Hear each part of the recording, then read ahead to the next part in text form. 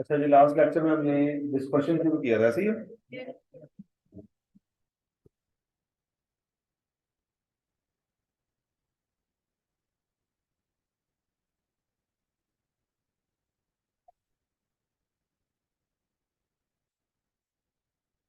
अच्छा जी, ये ungroup data जरा नोट करें।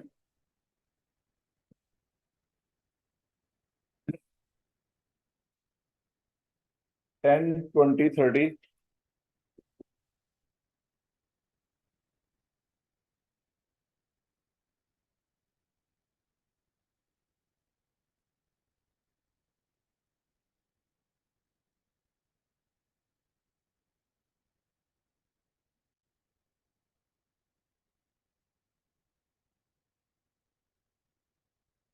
10, 20, 30, 40, 50, 70, 90, 110, 130।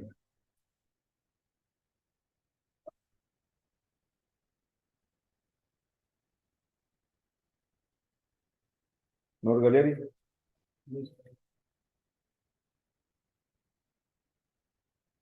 इस पे आपने डिस्पर्शन के सारे फार्मूले अप्लाई करने हैं। कौन कौन से फार्मूले पढ़े थे आपने?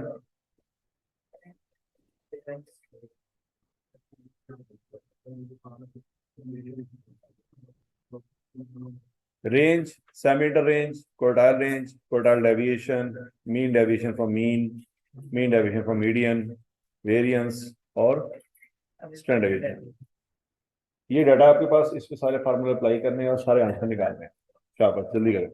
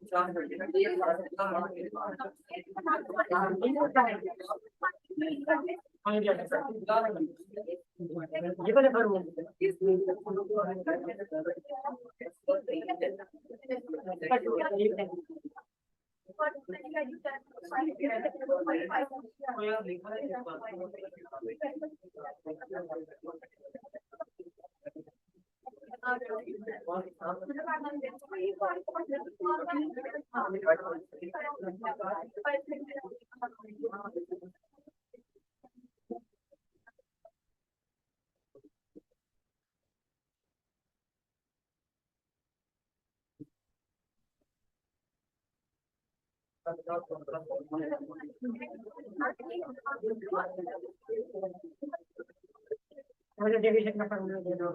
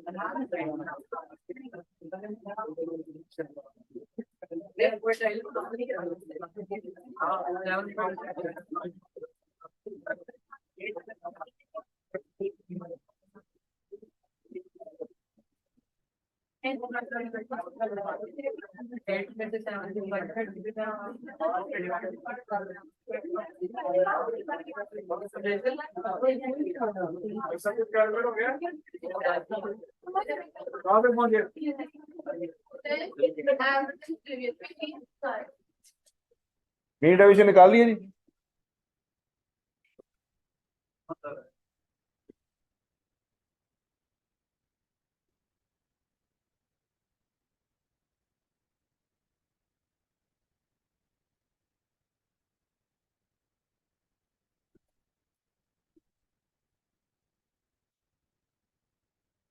हाँ जी,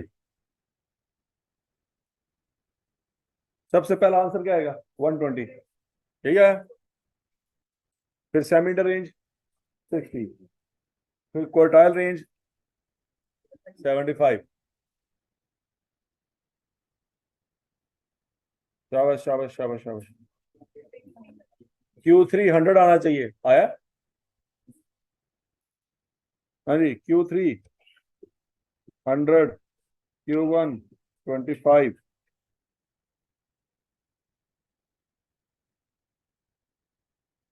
ऐसा तो नहीं है कि अगला पढ़ते जा रहे हो पिछला भूलते जा रहे हैं। Q3 का फार्मूला आता है, क्या फार्मूला? वही लगाया था, तो क्या आंसर आया था? वो तो 7.5 आया था, 100 तो नहीं आया।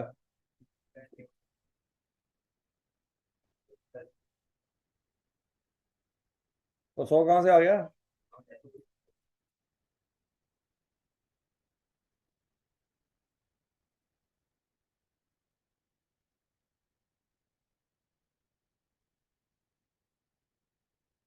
अच्छा, क्वार्टाइल डेविएशन 75 पे ठोस हो गए सारे, उन्होंने आगे कहाँ जाना है? 75 ही नहीं समझ आ रहा कहाँ से आया।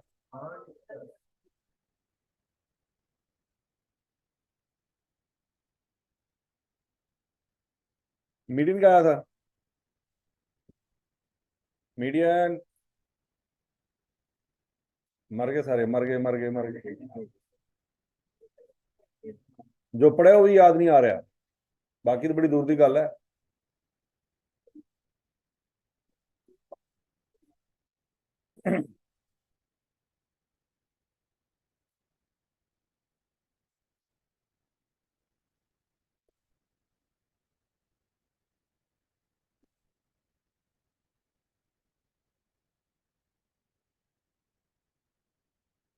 अच्छा जी, मीन डेविएशन फ्रॉम मीन निकालने के लिए सबसे पहले तो मीन निकालेंगे।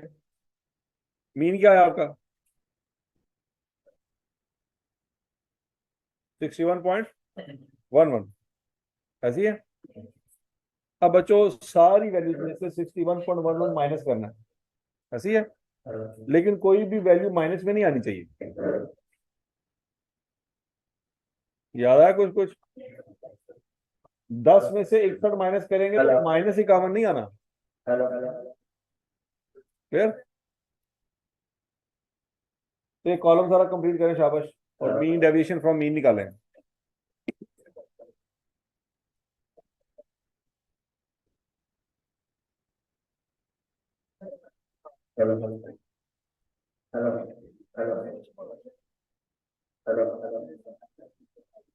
गूंज की तो बंद ही कर दिया।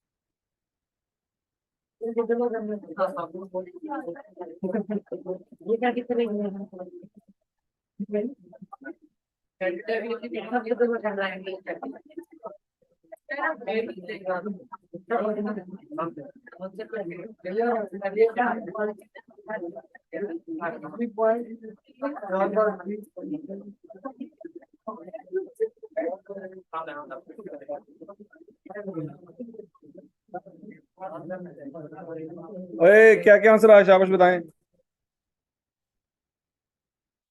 मीन डेविएशन निकाल लिया, क्या आया?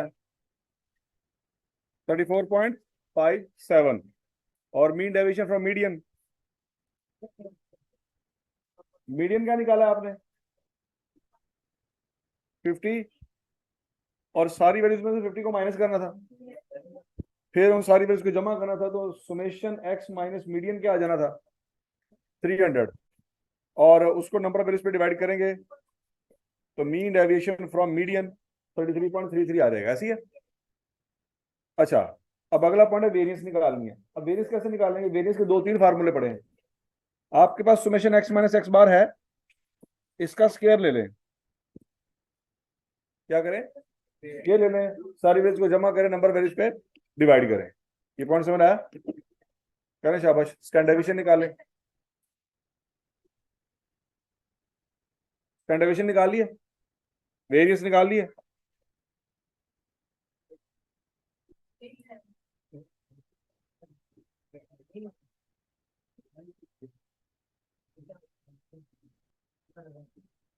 शाबाश शाबाश शाबाश, कंप्लीट करें इसे।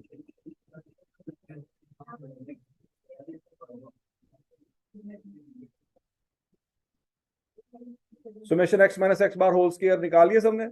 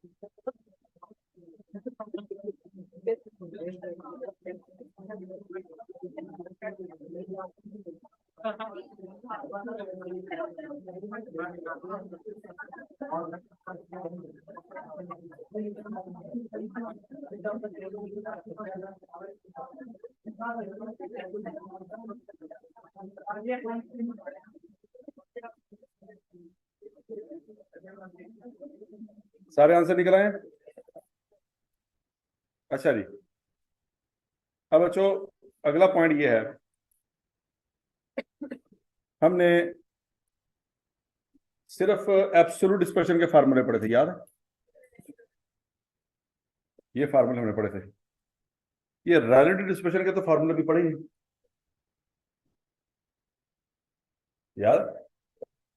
ये लिख लिया था आपने जो लिखा हुआ है कि नहीं? और relative dispersion is equal to absolute dispersion divided by average, ये भी लिख लिया था। चेक करो चेक करो चेक करो, शाबाश।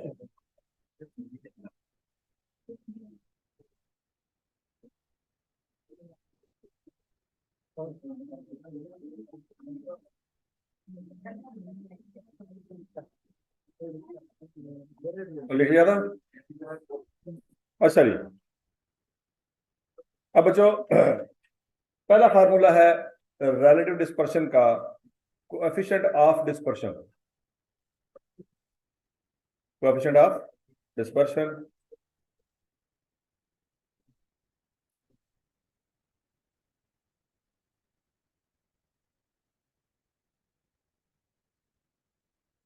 या इसको हम कोएफिशिएंट ऑफ रेंज भी कहते हैं। इसका फार्मूला क्या है जी? X M minus X naught divided by X M plus X not.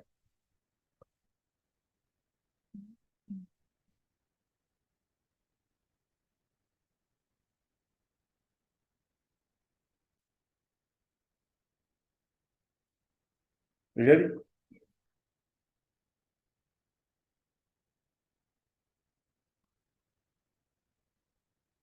दूसरा फार्मूला है जी कोएफिशिएंट ऑफ क्वार्टाइल डेविएशन,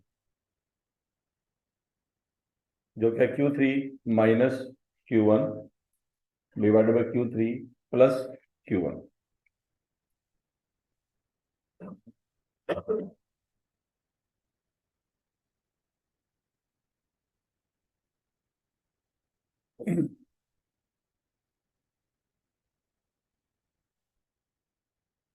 ठीक है जी। अच्छा, ऊपर हमने लिखा हुआ है कि रिलेटिव डिस्पर्शन का फार्मूला कैसे बनेगा?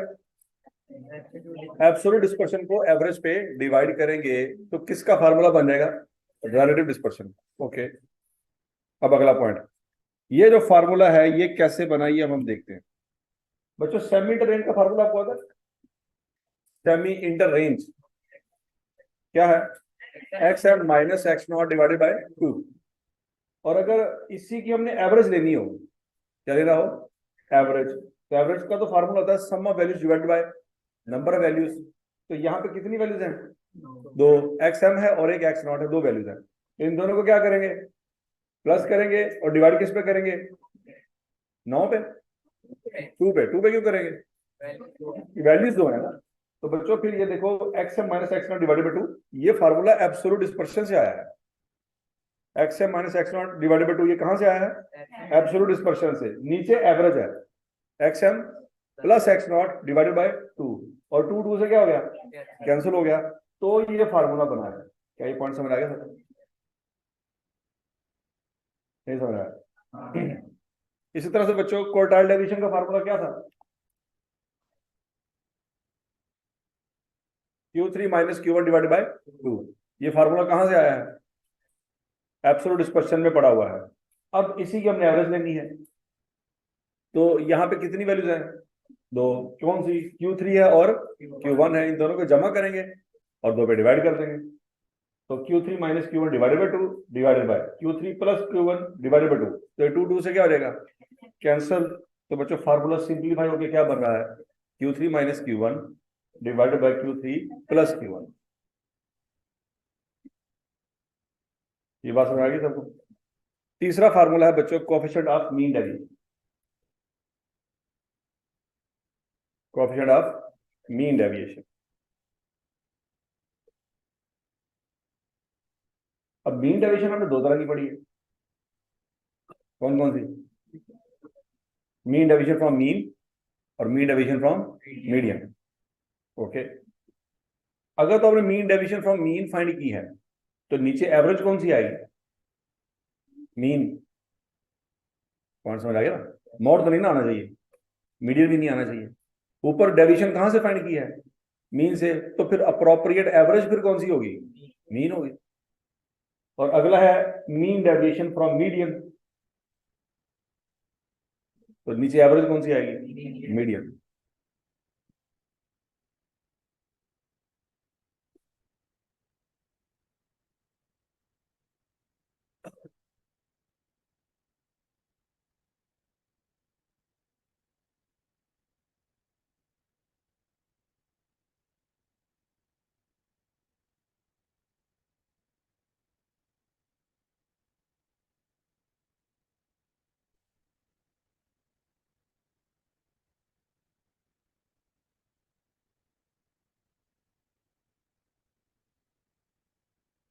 वेरी अच्छा जी, उसके बाद बच्चों आखिरी फार्मूला है कोएफिशिएंट ऑफ वेरिएशन,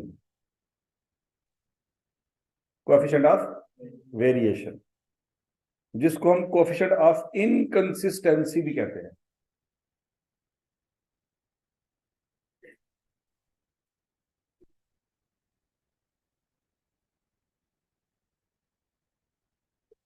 क्या कहते हैं, कोएफिशिएंट ऑफ इनकंसिस्टेंसी। ठीक है समझे।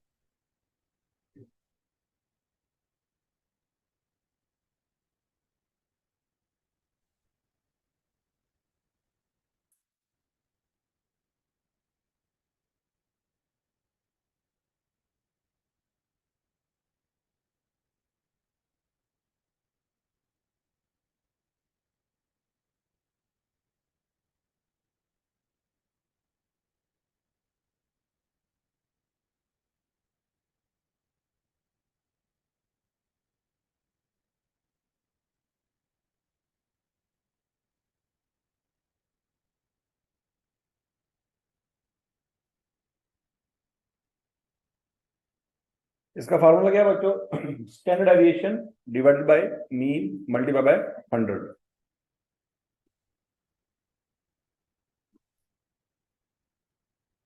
तो यहां तक की बात समझ आ गई सबको। अब बच्चों ये याद रखना कि रिलेटिव डिस्पर्शन में बेसिकली जो फार्मूला बना है वो एक रेशो है। वो क्या है, रेशो है। चूंकि वो एक रेशो है तो इसलिए उसका कोई यूनिट नहीं होगा। क्या नहीं होगा, मतलब अगर ऊपर भी किलोमीटर हो नीचे भी किलोमीटर हो तो ये आपस में क्या हो जाएंगे, कैंसल। तो जो आंसर आएगा उसके साथ कोई यूनिट नहीं होगा। तो ये बात सबको समझ आ गई। तो फिर यूनिट कहां पे हो सकता है, एब्सोल्यूट के आंसर में यूनिट हो सकता है लेकिन रिलेटिव डिस्पर्शन के आंसर में यूनिट नहीं होगा। यहां तक की बात समझ लगी।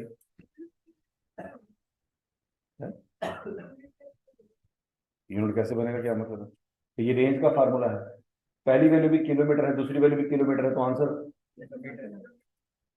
आंसर किलो में तो नहीं ना आएगा ना, क्या पाउंड में आएगा, किलोमीटर में ही आएगा ना। अब ये नहीं कह सकते सर 100 किलोमीटर में से अगर हम 20 किलोमीटर माइनस कर रहे हैं तो ये तो आंसर तो 80 आ गया, लेकिन किलोमीटर भी तो माइनस हो गया ना। हाँ जी, तो आंसर तो सिर्फ 80 आना चाहिए, ऐसे ही है। बोलो बोलो, इन्हें तो कॉमन सेंस काम करनी चाहिए कि नहीं, कर रही है। देख लो कि डॉक्टर नहीं बने तो लिहाजा कुछ नहीं रह गया दुनिया से, अभी हमें मर जाना चाहिए।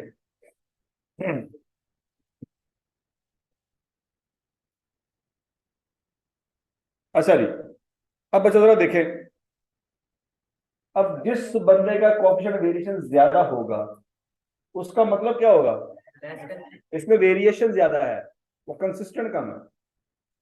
तो जिस बंदे का कोएफिशिएंट वेरिएशन कम आया उसमें वेरिएशन कम है, तो मतलब क्या है कि कंसिस्टेंट ज्यादा है। मतलब एक दिन में आपने 12 घंटे पढ़ा, अगले 4 हफ्ते हम मंजीदे पै गए, तो उससे बेहतर है कि आप डेली बेसिस पे 4 4 घंटे पढ़ लें। नहीं बात समझा रही? कुछ बच्चे ऐसे होते हैं जो पूरे 6 महीने में से 5 महीने कख नहीं पढ़ते, आखिरी महीने में जब उनकी आंखें खुल के बाहर आ जाती है ना कि भाईजान पेपर आ गए ना सिर पे, तो सुबह दोपहर शाम पढ़ना शुरू करते हैं। वो डॉक्टरों के पास जाते हैं कि नींद ना आने की कोई गोली है, और फिर वो गोलियां खाना शुरू कर देते हैं। अब उनसे उनकी आंखें तो खुली रहती हैं, दिमाग बंद हो जाते हैं, और फिर वो पेपर में जाते हैं, सामने पेपर होता है और पेपर पढ़ रहे होते हैं, लेकिन क्या करना है कख नहीं पता होता।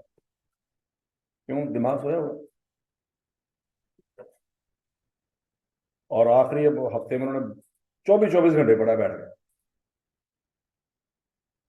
बात समझ लगी? तो ऐसे नतीजे नहीं निकलते, ऐसे बच्चे फेल होते हैं।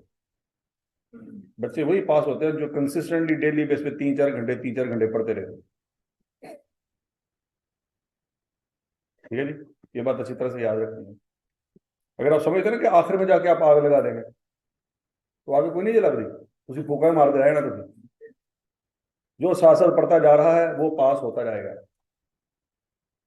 जो शासक नहीं पढ़ रहा वो फेल होने के बाद बड़ी किस्म की जस्टिफिकेशन देगा, यार ऐसे हो गया था, वैसे हो गया था, खानदान में ये हो गया था, वो दादाबू की तबीयत खराब हो गई थी तो फलां हो गया था। तो सब बकवास है। वो दुनिया में किसी को धोखा नहीं दे रहा, सिर्फ अपने आप को धोखा दे रहा है। बात समझिए? अगर आप में से सारे के सारे बच्चे भी फेल हो जाए, हमें कोई फर्क पड़ता है? नहीं पड़ता। आपके खानदान में आपकी फूफियों को फर्क पड़ता है?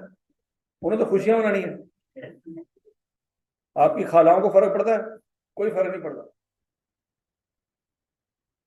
तो अगर आप पास हो गए तो आप कितने लोगों को साड़ के रख देंगे, ये समझ आ रही है आपको?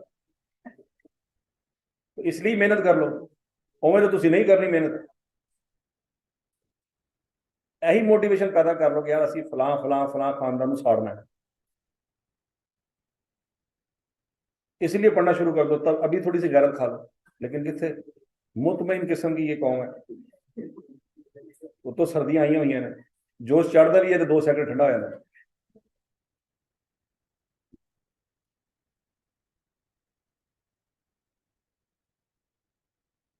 अच्छा जी, अब बच्चों आपको इसके ऊपर सवाल जो आएगा ना, वो आपको ये कभी नहीं कहेगा कि कोएफिशिएंट ऑफ वेरिएशन निकालें। इस सवाल में कभी भी आई कैप आपसे ये नहीं कहेगा कि क्या निकालें, कोएफिशिएंट ऑफ वेरिएशन निकालें। आपको डाटा देखना होगा और उसको समझना होगा और खुद से सोचना होगा कि फार्मूला यहाँ पे कौन सा लगेगा। मतलब मॉड फाइंड करना है तो बताएगा मॉड निकालें, मीडियन फाइंड करना होगा तो बताएगा मीडियन निकालें। लेकिन इस डाटा में वो कभी आपको फार्मूला नहीं बताएगा कि ये निकालें, आपको खुद सोचना होगा। तो ये थोड़ा सा ट्रिकी काम है, इसको अच्छी तरह से याद रखना। फॉर एग्जाम्पल आपसे वो क्या करेगा, दो प्लेयर्स का डाटा दे देगा, बाबर आजम का और फखर जमान का। वो कहते हैं ये दो प्लेयर हैं और पिछली इनिंग्स में उन्होंने ये स्कोर किए हैं। अब आपने मुझे ये बताना है कि बाबर आजम ज्यादा कंसिस्टेंट है कि फखर जमान ज्यादा कंसिस्टेंट। ये तो तुझे कह रहे थे ना काट के भी भाव। ठीक है जी। तो अब कंसिस्टेंट प्लेयर कैसे पता चलेगा, क्या निकालना पड़ेगा? कोएफिशिएंट ऑफ वेरिएशन निकालना पड़ेगा, और कोएफिशिएंट ऑफ वेरिएशन निकालने के लिए क्या क्या निकालना पड़ेगा? स्टैंडर्ड डेविएशन भी निकालनी पड़ेगी और मीन भी निकालना पड़ेगा। और आपके पास डाटा मौजूद है, अनग्रुप है कि ग्रुप है? और अनग्रुप में मीन और स्टैंडर्ड डेविएशन दोनों निकालने आते हैं। निकालने दो शाबाश।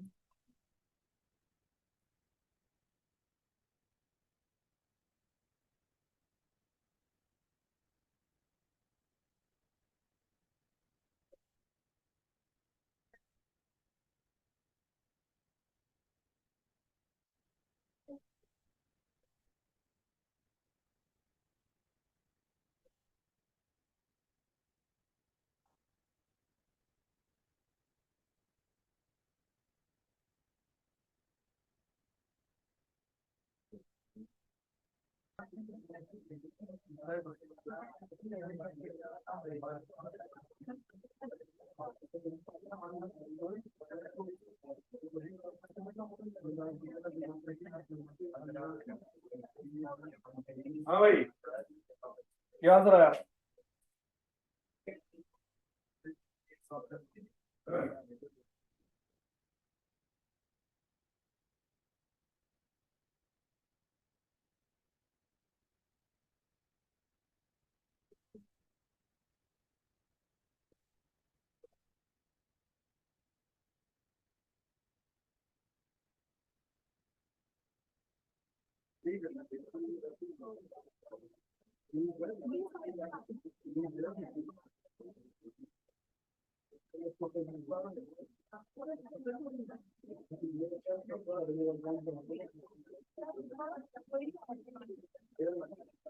हाँ नहीं हो गया नहीं, अभी तक नहीं हुआ।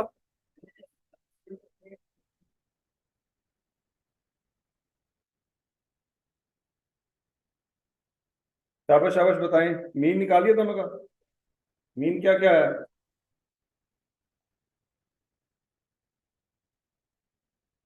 बाबर आजम का मीन आया 63.125 और फखर जमान का 48.7 ये निकाला। और स्टैंडर्ड एविएशन, बाबर आजम की स्टैंडर्ड एविएशन आई है जी 18.016 और फखर जमान की 68.453। चेक कर लो चेक कर लो चेक कर लो।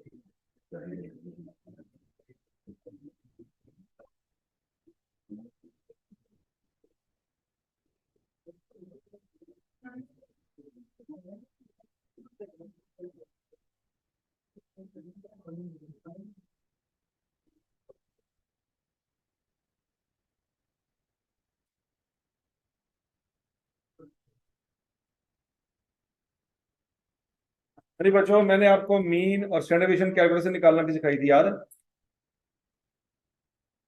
आप यहाँ पे वैल्यूज पुट करें।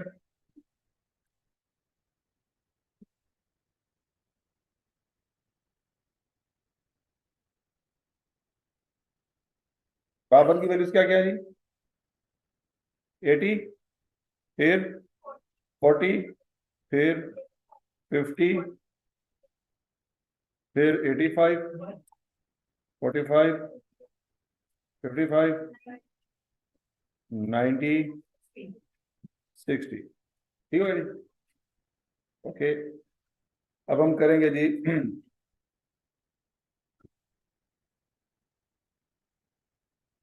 शिफ्ट 1 4 3 इक्वल टू प्रेस कर देंगे तो ये क्या चीज निकल आई?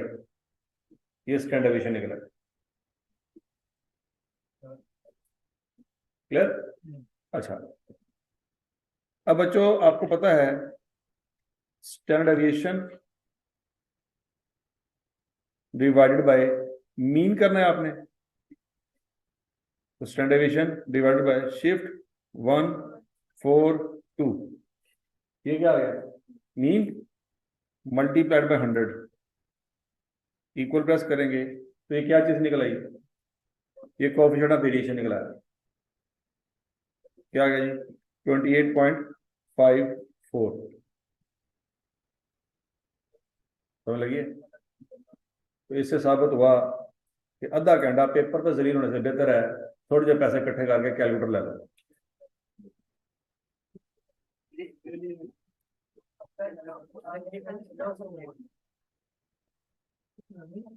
हाँ जी बच्चों, क्या आपको पता है यहाँ पे दूसरे नंबर पे मीन है और तीसरे नंबर पे स्टैंडर्ड डेविएशन है? और बोलो बोलो बोलो बोलो। दूसरे नंबर पे मीन है, टूल लिखे प्रेस करें, मीन निकल आएगा। क्या आ जाएगा? 63.125। और शिफ्ट 1 4 3 करेंगे तो स्टैंडर्ड डेविएशन निकल आएगी। वो क्या आती है? 18.016। अब इनको डिवाइड करके मल्टीप्लाई करना 100 से, तो कर लोगे?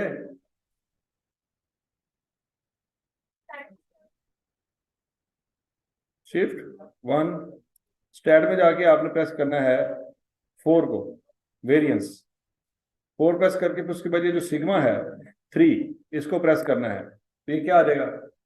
स्टैंडर्ड डेविएशन आ जाएगी। मीन निकालना हो तो क्या करेंगे, शिफ्ट 1 4 और फिर क्या करेंगे, और अन्य हो बोलो तो सही, 2 प्रेस करेंगे, इक्वल प्रेस करेंगे तो क्या आ जाएगा, मीन आ जाएगा।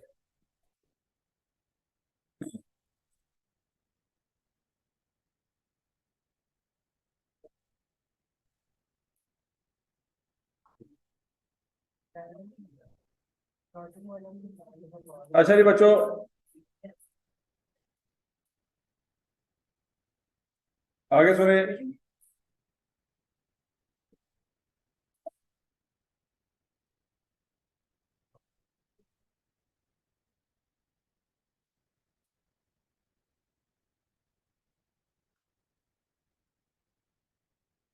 बच्चों ये डाटा आपने कहीं पढ़ा हुआ है, याद करें। 0 से 9, 10 से 19, 20 से 29, 30 से 39, 40 से 49 पढ़ा हुआ है कि नहीं पढ़ा हुआ। इसमें नंबर ऑफ स्टूडेंट्स 5 7 8 6 4 ये भी पढ़े हुए हैं। ये डाटा नोट करें, और ये डाटा है कौन सा, ग्रुप डाटा है। इस डाटा पे जाके आज आपने सारे फार्मूले अप्लाई करने हैं, एब्सोल्यूट डिस्पर्शन के भी और रिलेटिव डिस्पर्शन के भी। एब्सोल्यूट डिस्पर्शन के कितने फार्मूले हैं, आवाज नहीं आई, कितने फार्मूले जी, 7। और रिलेटिव डिस्पर्शन के कितने फार्मूले हैं, 4। टोटल कितने हो गए, आपने 11 आंसर कल निकाल के लेके आए। ये बात समझ आ रही है, डाटा नोट कर लिया, कर ले, शाबाश शाबाश। ये डाटा आपकी किताबों में को 45 दफा लिखा हुआ, तो ये डाटा नोट नहीं किया। 0 से 9, 10 से 19, 20 से 29, 30 से 39, 40 से 49, और फ्रिक्वेंसी क्या है जी, 5 7 8 6 4। नोट कर लिया। मेरी बुक में कितने सवाल आपने कर दिए, 80 तक हो गए। अब 80 से लेकर 100 तक 20 सवाल और भी करने हैं आपने, ठीक है जी। ये चूंकि मैंने होमवर्क ये भी दे दिया है, इसलिए मैं मैक्सिमम आपको वहां से 20 सवाल दे रहा हूँ, वो आपने कंप्लीट करने हैं। टोटल सवाल है कितने वहां पे, हाँ 169। तो जिस दिन वो सवाल खत्म हो जाएंगे उस दिन टेस्ट होगा, ठीक है जी। तो शाबाश उसको खत्म करें, 100 तक आज कंप्लीट करें, फिर कल उसको खत्म करना है।